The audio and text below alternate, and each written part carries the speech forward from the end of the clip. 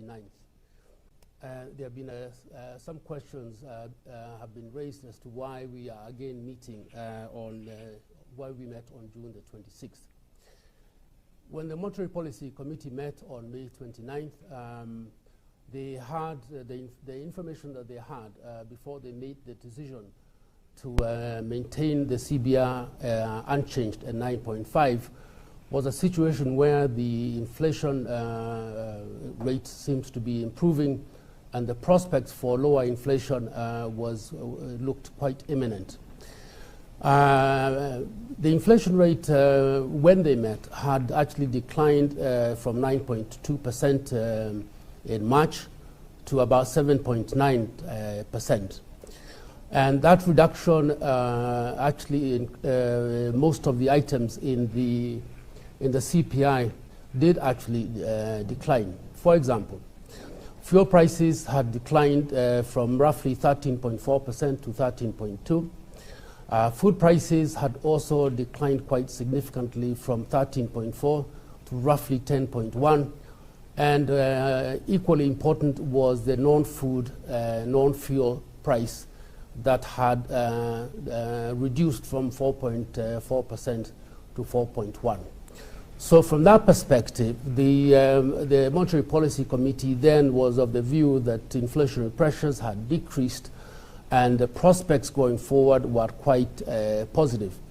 In fact, at that point, the CBK had anticipated that inflation for May even be within below the upper range of the CBK target of 7.5, and had anticipated that it would actually go to 7.1.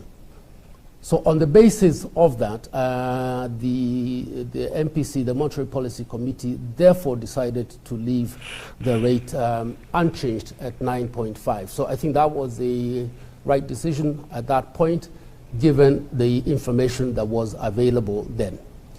Since that time, we then received information on inflation for May, and that information indeed indicated that inflation had accelerated, and instead of it going to 7.1, it had actually going to 8%. And again, most of the items went up. Food prices went up, fuel prices also went up, and core inflation as non-food and non-fuel also went up. So at the time we met, we felt then with these upward pressure on prices and also prospective increase in inflation, that it was necessary that the Monetary Policy Committee meet again on June 26 to have another look at the prospects for inflation going forward. And it's on that basis that we called this meeting on June the 26th to review the inflationary situation given the new numbers.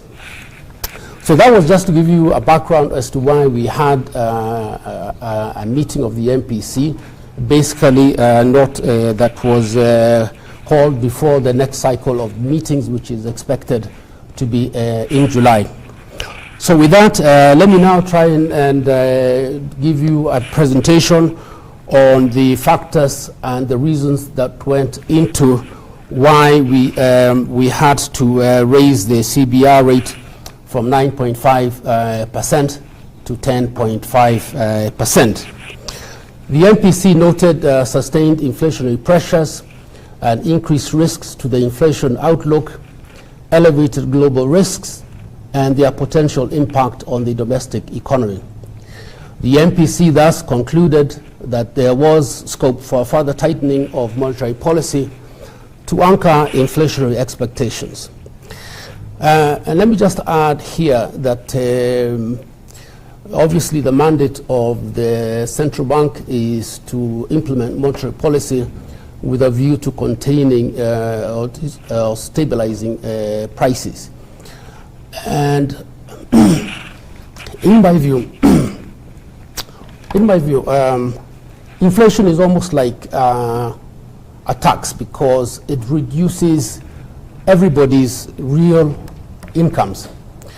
And so it's very important that we address the inflationary pressures with the idea of actually reducing the cost of living. And as you know, the cost of living is one of the issues that has been concerned the country, and therefore it is critically important that we address inflation, because everybody is affected by inflation, and everybody, even those who don't have incomes, are affected by inflation, and therefore we must address inflation and address and anchor inflationary expectations. So the Monetary Policy Committee will closely monitor the impact of the policy measures as well as developments in the global and domestic economy, and stands ready to take further action as necessary. So the committee will meet again next month, July 2023. So let me go to the global, look at the global environment and start with the inflation. Inflation in advanced economies has been easing, but has remained above respective targets with persistent core inflationary pressures. The headline inflation has been declining with monetary policy tightening and lower commodity prices. Core inflation has remained elevated due to the strong service price increases and cost pressures from tight labor markets. Let's go to the next. So with regard to commodity prices, you can see that oil and food have continued to ease, mainly due to improved supply and weaker demand. The price of oil has declined with weaker demand, but remains volatile due to increased uncertainties to global growth. And you can see there Murban oil prices as of June 1st was at US dollar 74.7. On food prices, these have also declined with a rebound in global supplies and the extension of the Black Sea Grain Initiative. However, sugar prices have been rising sharply due to the reduced supply. And this chart that just indicates that the global freight transportation costs have been declining, and this is the index for 40-foot container. So there's been a persistence since about September of 2021. There's been a consistent decline in those costs. So looking to the global economic outlook, we see that in terms of the world growth for 2021, the global economy grew by 6.3%. And since that time, of course, this was a recovery from 2020 when globally we were all affected by the COVID-19. So last year it grew by 3.4%, and it's expected to slow down to 2.8%. These are estimates from the IMF World Economic Outlook that came out in, I believe it was in April. You can also see that the prospects for the United States growth was 5.9 in 2021, decelerated to 2.1, and we expect a further deceleration to 1.6. And it's good you note this as we later on look at the balance of payments and look at the prospects for remittances from the United States. At the bottom of that table is the Kenyan story, and you can see in 2021 the growth was 7.5. I think that has since been revised to 7.6. And then for 2022, the growth, I believe, was 4.8. But essentially, you can see that even with a slowdown in Kenya's growth, it is higher than the sub-Saharan average. It is higher than, and of course, it's higher than the global average. For 2023, we will come later to the estimates for Kenya's growth, based not on the WIO, but based on what the central bank has been doing. Regarding domestic inflation, we can see that, and as I noted a bit earlier, there was an increase in overall inflation in May of 2023, driven by higher fuel, food, and non-fuel prices. And if you just focus on the last two, April 23 to May 23, you can see that the blue column, which is food, increases from 10.1 to 10.2, and we'll have a look at another chart that explains exactly which food items were driving the inflation somewhat higher. You can see fuel increases from 13.2 to 13.6, and importantly, we see that the non-fuel has increased from 4.1 to 4.3. And that 4.3 is almost at the peak if you compare it to February 2023, when it reached a peak of 4.4. The next chart just looks at the contribution to overall inflation of food, fuel, and non-fuel. And just looking at the last three columns, actually, you can see that just focusing on NF, the non-food, non-fuel, that the contribution in March was actually 1%.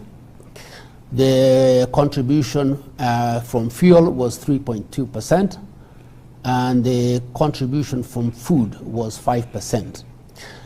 The reason I point that out is to see that in the next 2 months, that the contribution to inflation from non-food and non-fuel has actually increased from 1 percentage point to 1.3 percentage points, whereas for fuel it has declined, and so has the food prices.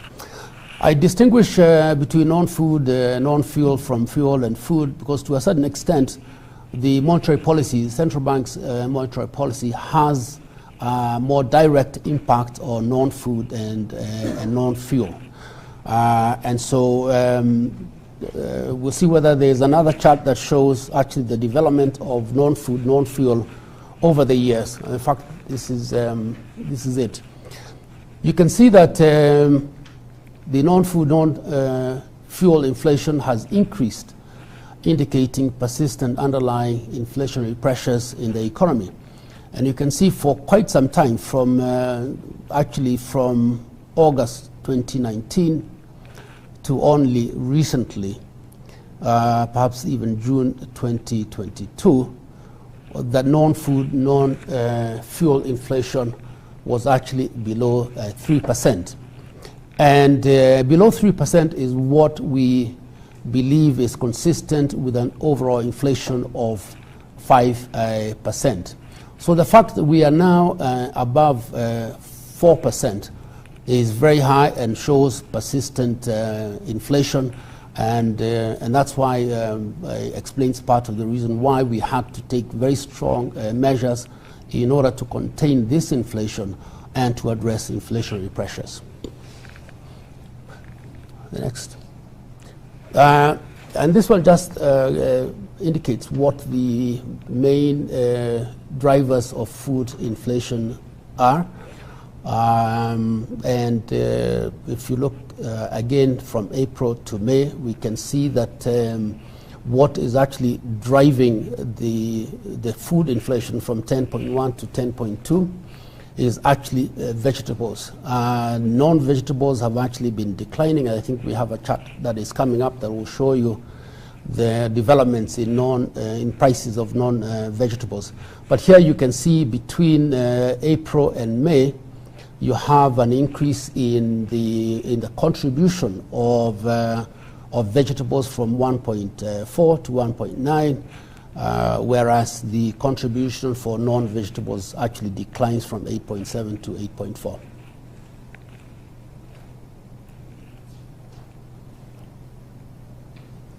So this is the main drivers of food inflation. I think I don't need to go into too much details. Let's go to the next slide.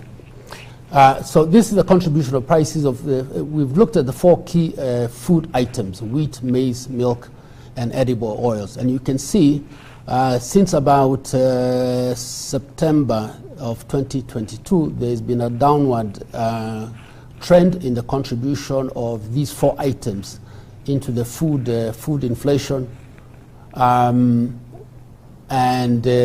obviously also into the overall rate of inflation. Right now, if you look at May, for example, these 4 items contribute 1.2 percentage points out of the 8% overall GDP, inflation. And this is quite low compared to the peak of September 2022, when actually almost 50% of overall inflation was coming from wheat, maize, milk, and edible oils.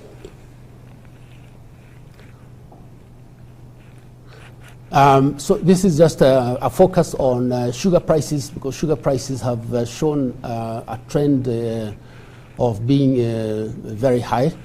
And you can see that the 12-month inflation for sugar is actually about 50%. That's very high. And just sugar itself is contributing to the overall inflation by 0.7 percentage points.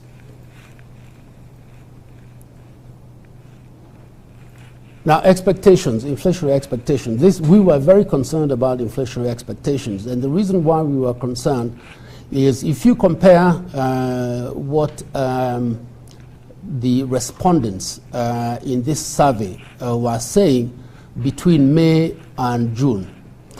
Take, for example, during May, the respondents who were expecting inflation to decrease in the next 1 month. And you can see there the 25.5% of respondents were expecting inflation to come down. In the survey for June, that 25.5% has actually declined to 11.1%. Similarly, for those who are respondents expecting over the next 3 months inflation to decrease, during May it was 43.8%, and that percentage has declined all the way to 26.4%. And so that has actually fed into respondents expecting higher inflation compared to May. For example, those who expect inflation to rise in the next 1 month has increased from 44 to 61%. And those expecting over the 3 months, it has increased from 42.5 to actually 54.2. So again, this was a major concern of ours. We want to anchor inflationary expectations. Indications from respondents was actually the opposite, that people were actually expecting inflation to continue to accelerate, and therefore it was very critical that we take action to address this change in inflationary expectations and hopefully anchor those expectations so that people don't make decisions on the basis of expecting inflation to accelerate. On the growth story, here you can see that the overall growth for this year, we expect it to be around 5.5. That is the last column. And this is an increase from the 4.8% that was recorded last year. And the main story here is that we expect a recovery in agriculture.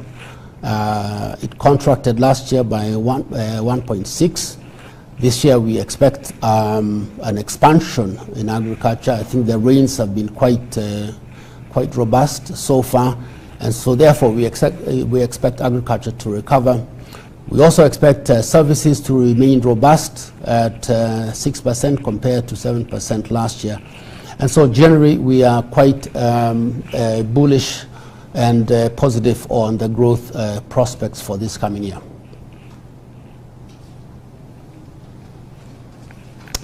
And I think that optimism is borne out by the composite index of economic activity. We do have that index. You can see for the first quarter of 2023, first quarter shows a growth of 5.1.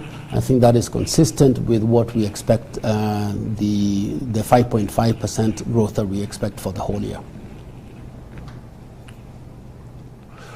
Now, again, just coming back to the agricultural recovery, these are just examples of what we expect and what has actually happened through May. Under horticultural exports, you can look at the performance, the volumes through May, and you can see that the blue line compared to the purple line is above, and therefore so far the volumes and growth of horticulture compared to last year is much higher this year. Similar story for milk. I think initially this year, the first 2 months, it was very difficult. It was hot and was very dry. So milk production had gone down. But you can see now since March, there's a huge actually recovery, and there's a big upswing in milk production. This is a table just summarizes what we expect on food crops. We expect maize to increase quite significantly compared to the contraction that was there in 2022. We also expect wheat, beans to also increase, Irish potatoes, basically most items to increase. The only one that there may be an issue with is rice, which we see a reduction in production of rice. On the manufacturing sector, again, this is just if you go back to the table on growth, you'll see that manufacturing, this one. You can see that manufacturing in 2022 growth was 2.7. We are expecting an acceleration in growth to 3.5.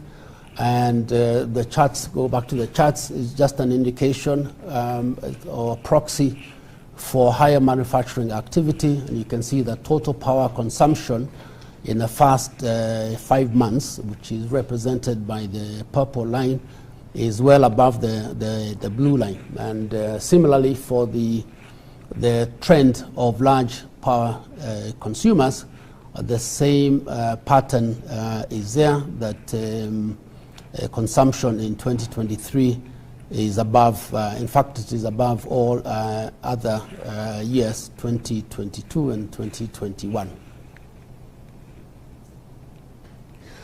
On private sector credit, I think since March, you can see we've had credit to the private sector from the banking system has recovered quite nicely from the past several years. I know we are only showing from 2019, but I think if you go back even up to 2016, you see that growth to the private sector was very muted, may have been maybe around 4%. But since March of 2022, we have seen the credit to the private sector has picked up. Now, and since that time, you can see that it has been in double-digit territory. And for the 2 months, April and May, recorded quite a significant increase of 13.2%. So these are just specific examples of credit to some of the key sectors of the economy. You can see manufacturing, the last 2 months for April and May is quite robust. It's 21.7 and 19.3. Similarly, trade, and actually if you just go back to manufacturing, you can see that since January there's been an upward trend in credit to, from the banking system to the manufacturing sector. Same thing with trade, again an upward trend up to 15.4%. Transport communication is also quite robust. And consumer durables continues to be double digit, but I think with maybe inflation last year, there may have been kind of a slowdown in consumer durables. Next. So this is the overall balance of payments. It's obviously you can't see this. It's difficult to see, but essentially, maybe just to summarize on the balance of payments, we do expect the current account deficit to narrow from 5.1% to 4.8% this year. We also do expect some significant inflows, both from the IMF and also from other development partners. And overall, we expect an overall balance of payments surplus of almost $200 million, and that is actually compared to a deficit last year of more than $2 billion.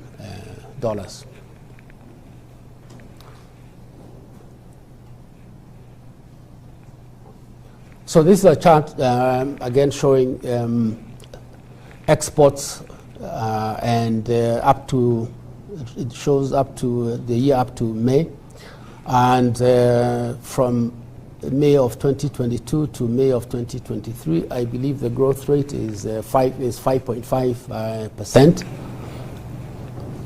Again, just representing, just showing that export performance will be positive. That's up to May. Of course, we still have to make projections up to the end of December, but so far so good.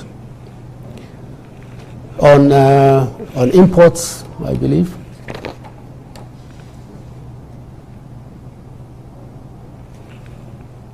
Okay, so this sorry, you can pass it. This is just the 12-month cumulative exports.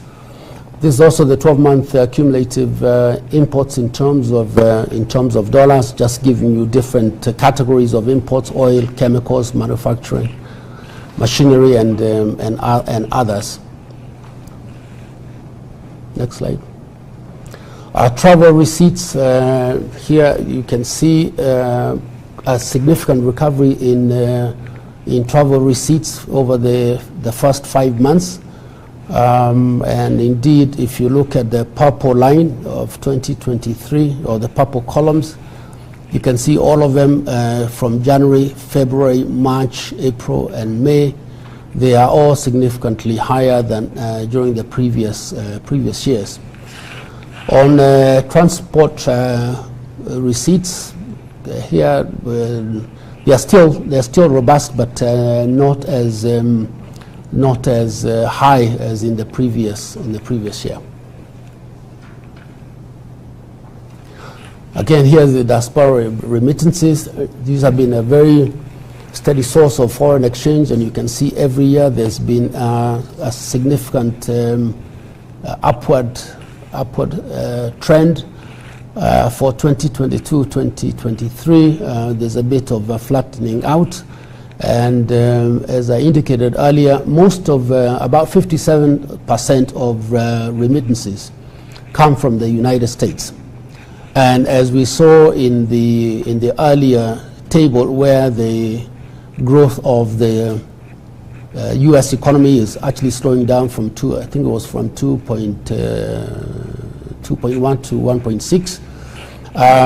So this could be that slowdown of the U.S. economy may be part of the story explaining why there's a flattening of the diaspora remittances. Having said that, obviously in terms of Kenyan shillings, there will still be a significant increase, given that the exchange rate has moved this year compared to last year. Okay, this is the current account. We already discussed the current account, but important is to see is just the trend in the current account. I think for quite a number of years it's been roughly 5% to 5.5%, maybe from 2018, and it has now come down to 4.8% through May of this year. And our projections indicate that by the end of this year, by December, that the current account will be 4.8% compared to the 5.1% that was realized in 2022.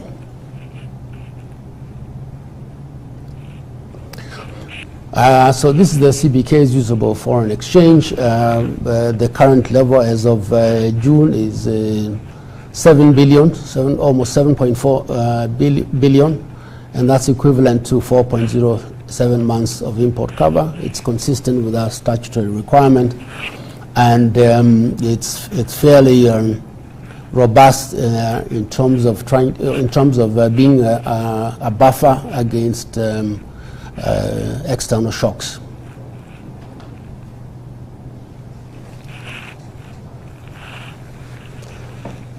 So this is on the fiscal side. This is just to show the domestic debt performance.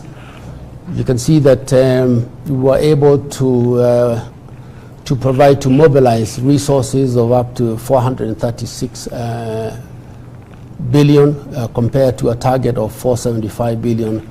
Meaning that we achieved the 92% target. Most of that borrowing is in T-bills. The share now of T-bills in total lending is about 87%, and only 13% is in T-bills. And also the average time to maturity for those treasury bonds is roughly about 9 years.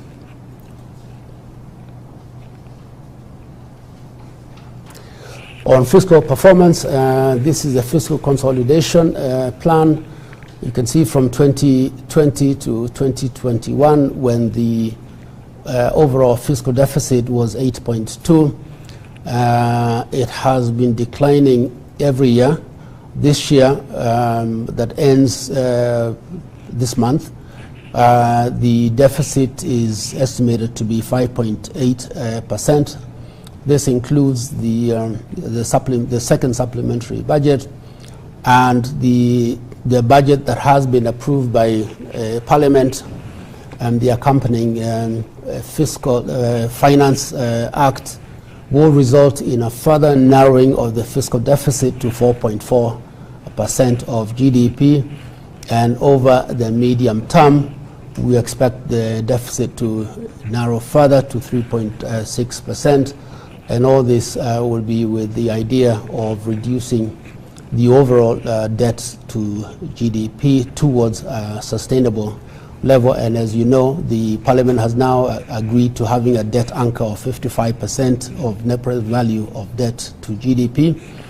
And this profile of fiscal consolidation and reducing the fiscal deficit should move us towards that level of debt to GDP.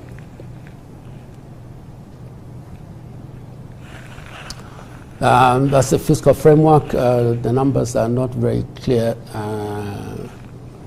but essentially it's the same story as we just looked at, with the deficit this year being 5.8%, followed by the further consolidation to 4.4% next year, and over the medium term to reduce it to 3.6%.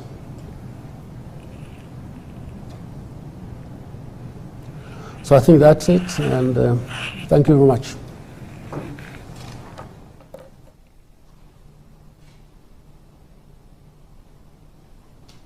Thank you very much, Governor. That was the Governor of the Central Bank of Kenya, who's also the Chairman of the Monetary Policy Committee, Dr. Kamau Thugge. And as is customary, we'll take your questions. There's quite a number of questions coming in. The reminder is to please send your questions through Slido. That's www.slido.com. The meeting is #MPC 0623. And like we said, we are keeping the questions on the Monetary Policy Committee decision, as well as sort of adjacent questions on the economy. So I'll begin with the first ones. Excuse me, Jimmy Mbogo from KTN is asking, what informed the decision to hike the CBR at a time when NPLs, that is non-performing loans, are rising? And what incentive will banks have to lend to the real economy? Kefa Moirore from the Business Daily, the surprise rate hike comes barely a month after the MPC met and held rates in May. Does this suggest that the MPC had not tightened policy enough previously?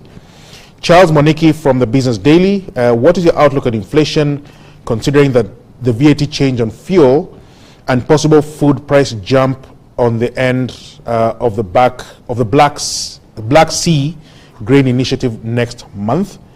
David Habling for the last one in this batch. David Habling from Bloomberg, by how many basis points do you see the new 16% VAT on petroleum products boosting the inflation rates? How are you prepared to fight second round effects? So we'll take those questions for now, and we'll take the further ones as they come. Okay, let me start with the Kefa Moirore's question, which was the surprise rate hike comes barely a month after the MPC met and held rates in May. Does this suggest that the MPC had not tightened policy enough previously? I think as I explained, the information that the Monetary Policy Committee had when they made that decision to retain the rate at 9.5 was that it looked like inflation was actually coming down. It had come down from 9.2 to 7.9%. And even non-fuel had also declined. The internal projections were, in fact, that inflation would, the near-term inflation would continue to decline. And therefore, at that point when they made that decision, it was not that they had not tightened enough, but given the information that they had, perhaps it made sense not to further tighten monetary policy, given that rates were coming down and that it was expected to for further deceleration. Of course, as I have explained, since that time, new information has become available, and indeed, inflationary pressures have been rising. Inflation expectations have increased, and therefore we found it very necessary to relook at the situation using the new data and new information, and that is what informed the Monetary Policy Committee decision to hike the CBR by 100 basis points. So to answer Mr. Jimmy Mbogo's question, indeed NPLs have been rising. They are now at 14.9%.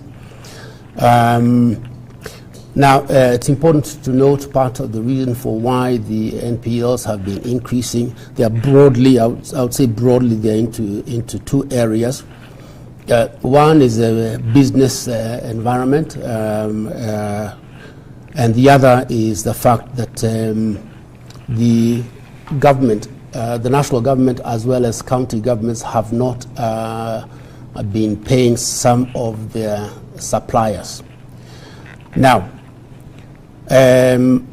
the National Treasury has just gotten a lot of resources in the last, I would say, 1 month. They've gotten resources from the World Bank. The World Bank disbursed $1 billion from the development policy operation. Of course, they have also mobilized domestic resources through the infrastructure bond. And so we expect that the National Treasury will actually now spend and also transfer the resources that are required to the county governments. And with both county governments and the national government paying, we would expect that the level of non-performing loans will decline. In terms of the business environment, as I've said, I think the economy is looking up. The expenditure measures and the plans that have been budgeted for, and just basically in terms of the focus on growing the economy and the focus on the value chains in the budget, we expect that will basically incentivize investors and result in more economic growth. As I said, we expect real GDP growth to accelerate from 4.8% last year to above 5%. And I think with that improved business climate, we would then expect also that to have a positive impact on the NPLs going forward. And there's a question by Charles Mwaniki, what is your outlook on inflation, considering the VAT changes on fuel and possible food price jump upon the end of the Black Sea Grain Initiative next month. We have looked at all these factors in terms of where we expect inflation to be.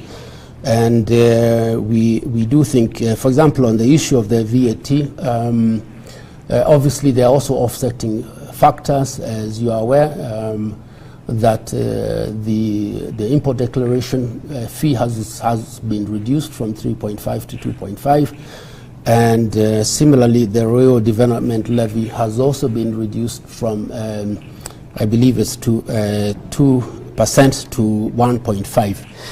So these will mitigate any impact that may arise from the VAT on fuel. But we do expect some increase in July. But overall, given the actions that we are now taking, we actually do expect that by August, earliest and latest by September, we expect the overall rate of inflation to come to below the upper range of 7.5 and to be firmly within our target range of between 2.5 and 7.5. From Bloomberg, the question is, by how many basis points do you see the new 16% VAT on petroleum products boosting the inflation rate?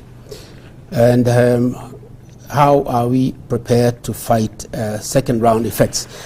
I think, David, the fighting of the second round effects is precisely what we are trying to do with the increasing of the CBR from 9.5 to 10.5. As I emphasized even in my presentation, we are very concerned about the trend in the non-food, non-fuel inflation.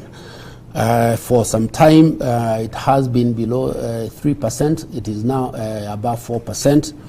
And that increase also reflects the second round effects from the fuel and food prices. And indeed, again, we want to be able to bring down a non-food, non-fuel to below 3%, because we believe that an overall inflation of around 5% is consistent with non-food, non-fuel inflation of below 3%. I think those are the... Thank you, Governor. The second batch of questions will begin with Rama Nyang from CGT and Africa. Rama asks, is the Central Bank of Kenya shepherding talks with banks on a domestic bond swap deal as part of efforts to reduce the Finance Ministry's debt service costs? Gerald Gekara from Uzalendo News, the new government-to-government deal for fuel importers When do you expect to see the effects of that deal to our dollar reserves? Coming back to Ramanyang of CGTN Africa, Rama is saying that two key markets, which is Egypt and Pakistan, are having significant dollar issues. How is that affecting dollar inflow? And is there a significant dollar receivables position built up? So let me start with the first one. The CBK is shepherding talks with banks on a domestic bond swap deal as part of efforts to reduce the Finance Ministry's debt service costs. No, we're not shepherding any of those talks. I do believe that the fiscal framework of the National Treasury has incorporated all these the debt service payments, including the impact of a higher exchange rate, and as I just indicated earlier, they have a trend, they have a plan to reduce the overall fiscal deficit and to achieve a sustainable debt position and fiscal position over the medium term.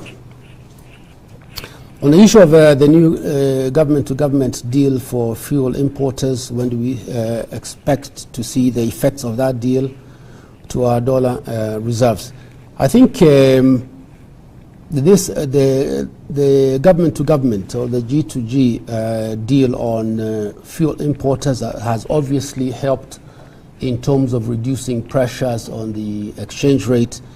The total amount of dollars, at least demand in dollars that has been removed from the market is about $500 million per month. And obviously this has helped to reduce the gap between the demand and supply of dollars. Otherwise we may have had an even a deeper depreciation of the exchange rate. And maybe I take the issue of the impact on our dollar reserves together with this other question by Ramanyang on Egypt and Pakistan and having significant dollar issues and how is that affecting dollar inflows. As I mentioned in my presentation, I'd rather look at this from a broader perspective, because ultimately what determines the inflow of dollars into the economy is the balance of payments. And as I did indicate, we expect exports to grow quite robustly. I already said that through May we had growth of exports by 5.5%. We have robust remittances, inflows. The services, tourism is doing quite well, and indeed we are getting disbursements from our development partners. And all this, as I said earlier, will result in an overall balance of payment surplus of about $200 million, and that's compared to a deficit or an outflow of dollars last year of just slightly over $2 billion. That's it. So we will take another two batches of questions. I'll begin with a question from David Herbling again from Bloomberg News. When do you see Kenya offering a dollar-denominated bond locally, and what size are you looking at? Justin Mwangi from SBG Securities is asking, was a rate hike partially meant to support the shilling as well? Ramanyang from CGTN, African economies accounted for 12% of Kenya's imports and 42% of exports in the first quarter of 2023. Can the Afreximbank PAPS system meaningfully cut Kenya's dollar demand? Finally, for these ones, Stella Swake from Standard Investment Bank, two questions. How does CBK plan to support private sector credit growth amid jumbo rate hikes and high government securities yields, which continue to crowd out the sector? And she continues to ask, should we expect more rate hikes? Let me start with the first question by David Herbling on whether Kenya will be offering a dollar-denominated bond locally. This is one of the issues I had discussed during my vetting, but it was more part in terms of this is one of the areas that we would like to explore. We will do it with the National Treasury to see whether it's doable, whether it works. But the whole idea really was to be able to mop up some of the maybe excess dollars that may be there. Also encourage maybe Kenyan diaspora to be able to come and invest in those bonds, and that would increase the supply of foreign exchange, which obviously would come to the national treasury first, and then obviously it will go to the national treasury would switch or would swap shillings and give the central bank dollars and retain the shillings for their own expenditure. So it's discussion that we will have with the national treasury, and to see whether it can be done. There's a question from Justin Mwangi: was the rate hike partially meant to support the shilling as well? I would say that it will help support the shilling, although our main focus really was to try to address these inflationary expectations I've been mentioning, which have increased quite significantly between April and May.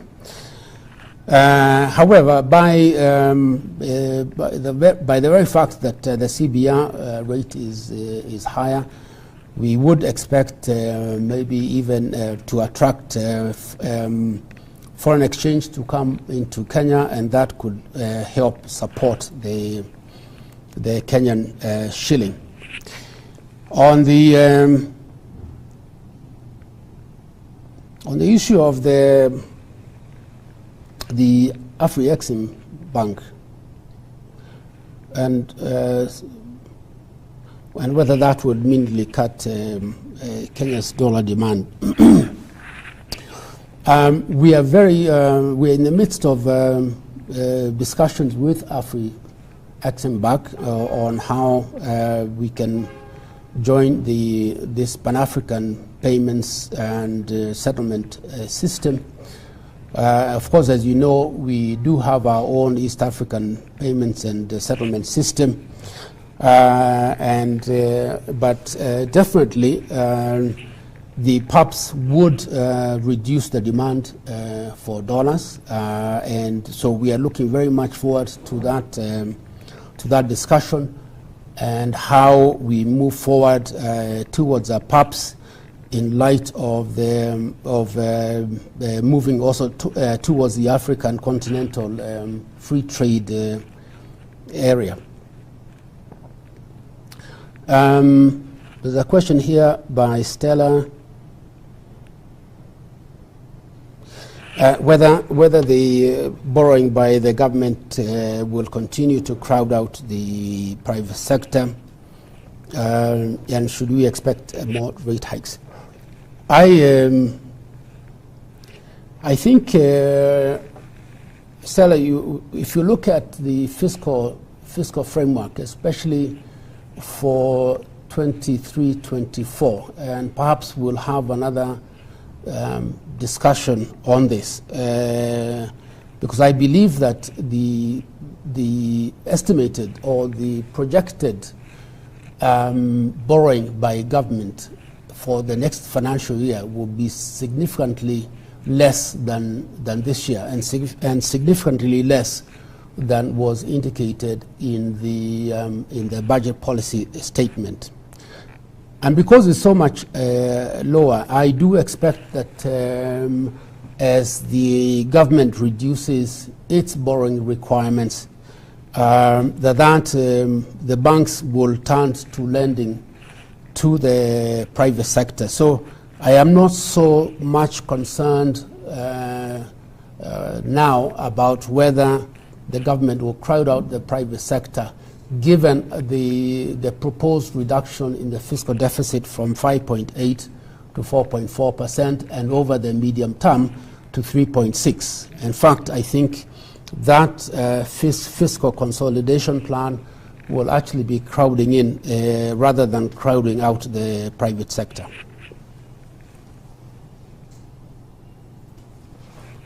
The last batch of questions, we'll begin with Duncan Mireri from Reuters.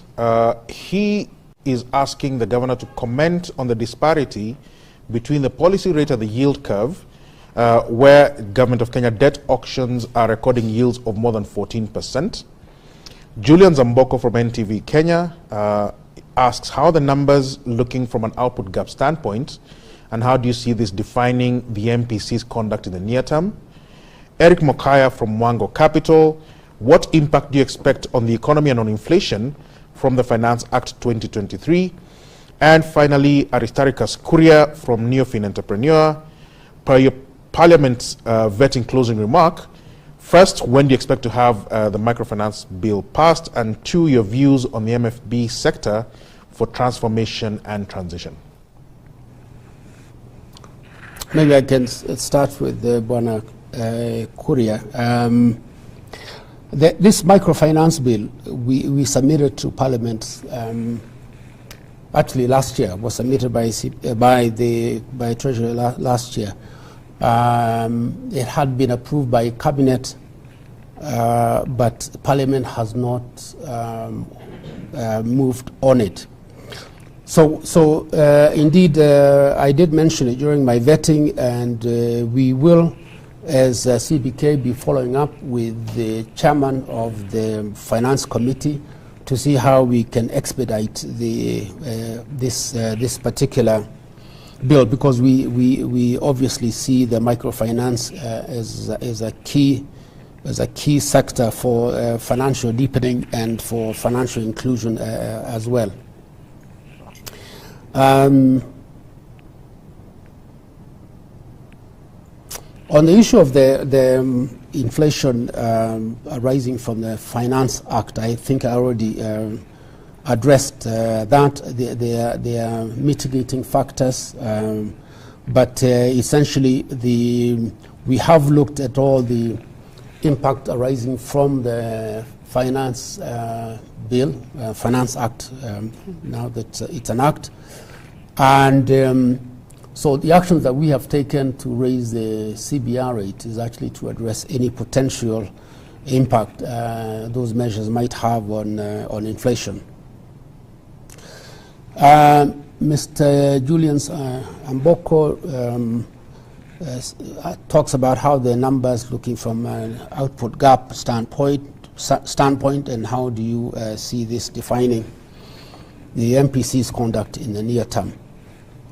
Indeed, we have looked at the output gap, and we are almost, I think right now we are almost at the same level as the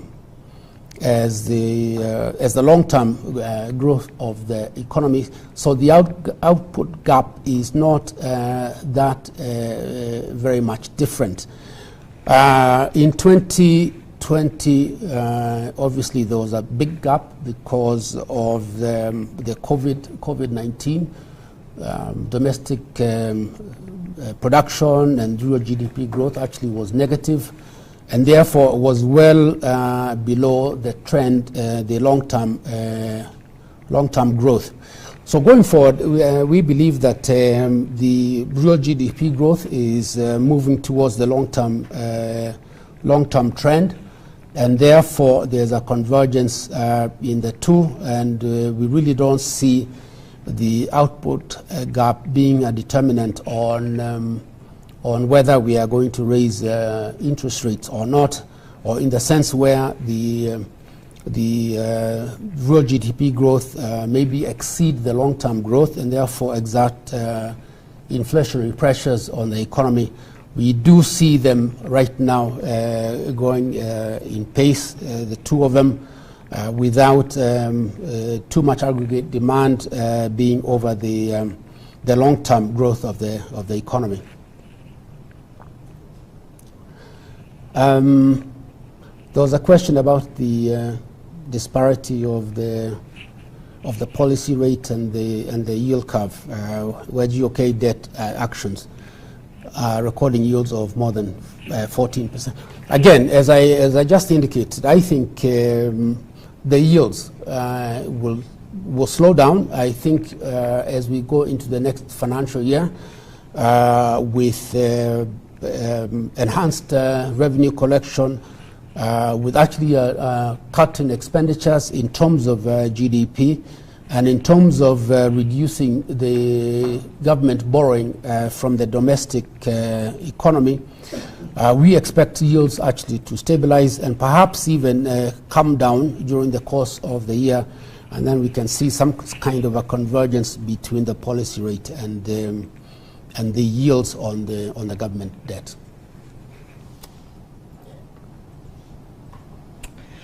Thank you, and that brings us neatly to the end of this post-MPC press conference. Just to remind you, this presser is after the MPC met yesterday, made a decision, and all those can be found on our website. This is a press release after the MPC, and also the documents that are related, including some of the publications, and this slide presentation will be made available to you through the usual channels, that is our website, and through other channels that you are welcome to. As we said at the beginning, we shall be having a press conference with the governor and the deputy governor within the next couple of weeks, so please be on the lookout for that, members of the media. And the MPC, as the governor indicated, will be meeting again in July in the usual cycle, and so we shall see you at either one of those two press conferences. But for now, we'd like to thank you, and do have yourselves a good afternoon.